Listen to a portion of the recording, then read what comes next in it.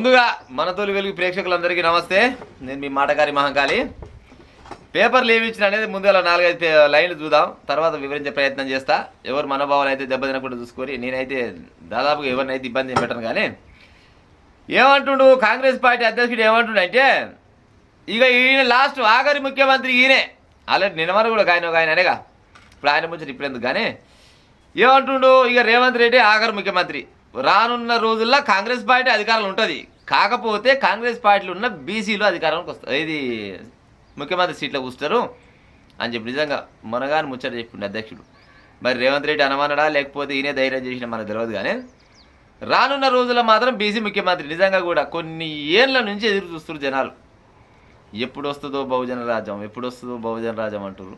మరి వచ్చే 4 ఏళ్ళలో ఇప్పుడు ఆల్రెడీ ఏడాది అయిపోయింది, ఇంకొక 4 ఏళ్ళు ఉన్నట్టున్నాయి. ఈ 4 ఏళ్ళ తర్వాత ఇక బీసీ ముఖ్యమంత్రి అవుతారంట. అంటే ఇక బీసీలంతా ఐక్యంగా ఉంటే ఇక అయినట్టే ముఖ్యమంత్రి దాదాపుగా.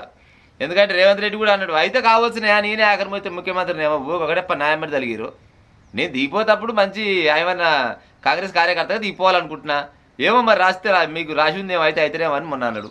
ఇవాళ అధ్యక్షుడు అన్నాడు. మరి అధ్యక్షుడు అన్నాడు కానీ మరి ఆయనకు ఆయన అన్నాడా లేకపోతే వాళ్ళు అనిపించరా, మళ్ళీ ఏమన్నా మైకి పెడితే నాకేం తెలియదు, పాడైపోయి నేను పుసుకుని ఏదో 100 జారిన నరలేని నాలుగే మళ్ళీ నాకేం ఎరకన్నట్లు తెలియదు. కానీ మొత్తాన్ని మాత్రం ఆయమన్న ముచ్చట అయితే చెప్పుకొచ్చిండు. ఇక ఆ తర్వాత ఏముందంటే, సచ్చిన కోళ్ళు ఇగో ఈ దరిద్రులు భద్రాద్రి జిల్లాలో అంట పాల్వంచల సచ్చిన కోళ్ళని ఏం చేయాలి, కొన్ని గడ్డంకలు ఏమైనా గింత పొగతోడి ఆ బొందలు పెట్టి రావాలి.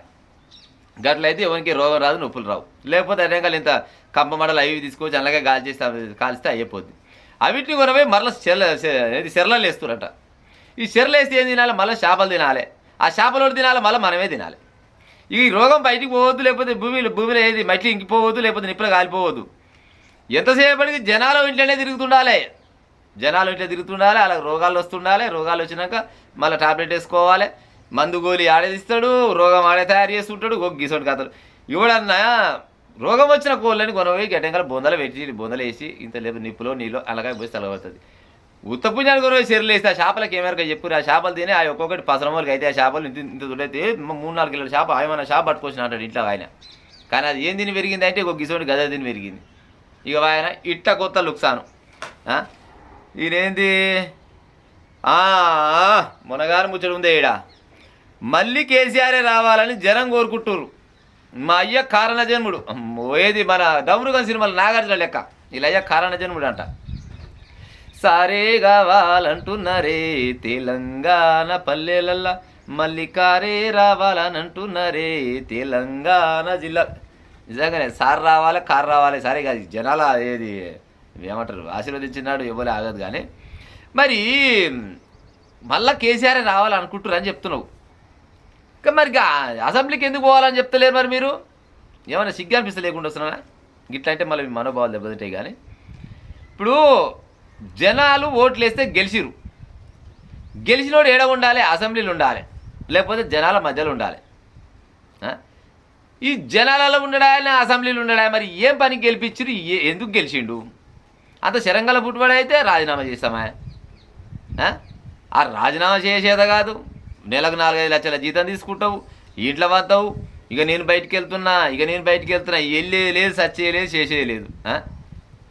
నిన్ను అంటున్నారు మళ్ళీ కేసీఆర్ రావాలని. సరే కేసీఆర్ రావాలని అనుకుంటారు అనుకో, మరి నువ్వు ఇంట్లో వంత అవుతుందా? రావాలి కదా. ప్రతిపక్ష నాయకుడు అన్నప్పుడు దగ్గర 30-38 ఎమ్మెల్యేలు చేతిలో పెట్టుకొని ఇంట్లో అంతందుకు పెద్ద మనిషి అయినావు, నీకు జర్రనాన్న లజ్జ అనిపిస్తలేదు ఇట్లా అన్నది. మరి నీ మాటలు అయ్యి కానీ గతంలో గదర్ మాటలు అన్నావు నువ్వు. ఈ తెలంగాణ రాష్ట్ర ప్రజలు మొత్తం ఈ మురికి మాటలు అన్నీ నేర్పింది, మొత్తం మురికి మాటల పురాణం ఓన్లేరు అంటే కేసీఆర్ అని చెప్తారు బుడపగానే కూడా. కానీ ఈ గీతకంటే ఎక్కువ చెప్పలేము నీ ముచ్చట. సారే రావాలనుకుంటారు కరెక్టే, కానీ మళ్ళీ నువ్వు కూడా తెలంగాణ ఇది అసెంబ్లీకి కూడా రావాలని ఆడ ఉన్న ఎమ్మెల్యేలు, మన ముఖ్యమంత్రి, స్పీకరు, లేకపోతే మన మంత్రులు వాళ్ళందరూ కూడా అనుకుంటారు. ఒక్కసారి చూస్తారా మా అమ్మగాని, నీ జీతం తీసుకున్న పాపానికి జనాల పుణ్యాన్ని తినవు, అదరగారంగా తింటే అది అరగదు సావదు. ఒకసారి నా డ్యూటీ, నువ్వు బయటికి వెళ్ళవా చేయవైతే ఎంతసేపటికి ఈడోడు ఆడోడు కలుస్తారు.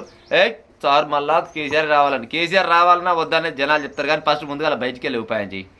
ఇంకా ఆ తర్వాత ఇంకేముందంటే, బూతులే బంగారు బాతులు. ప్రజలారా నిజంగా కూడా సోషల్ మీడియాలో ఈ మధ్యలో కొంతమంది యూట్యూబ్ ఛానల్ పెట్టుకొని అల్ల ముచ్చట ఆయమన్న ముచ్చట ఏముండదు, ఎంతసేపటికి మురికి పురాణం తప్పితే ఇంకేముండదు. బట్టలు కూడా ఉండవు, అంటే ఉంటే అవుపడితేమో కానీ వాళ్ళ మాటలలో బట్టలు ఉండవు. అసలు ఏమంటారు, జనాలకు ఏం మెసేజ్ ఇస్తారు, అవన్నిటి ఏది పట్టించుకోరు. కానీ నిజం చెప్పినోడికి నిన్న కొడితే ఒక 1000 మంది చూడరు. అబద్ధం అంటే బూతులు చెప్పి గలీజ్ మాటలు చెప్తే యూట్యూబ్లో మిలియన్ వ్యూస్ వస్తుంటాయి, వాళ్ళకు లక్షల షేర్స్ వస్తుంటాయి, లక్షల లైకులు వస్తుంటాయి. వాళ్ళకేమో లక్షల కొద్దిగా ఆదాయం వస్తుంటుంది. మరి అలా అరికట్టే కేంద్ర ప్రభుత్వం అరికట్టదు, నా రాష్ట్ర ప్రభుత్వం అరికట్టదు. ఇక చూడ్రి మరి వాళ్ళ ద్వారా ఏమిస్తారు సమాజానికి మెసేజ్ అంటే ఏముండదు, మెసేజ్ ఉండదు, నా లొటపేసి ఉండదు, అంతా గదర్ ముచ్చట.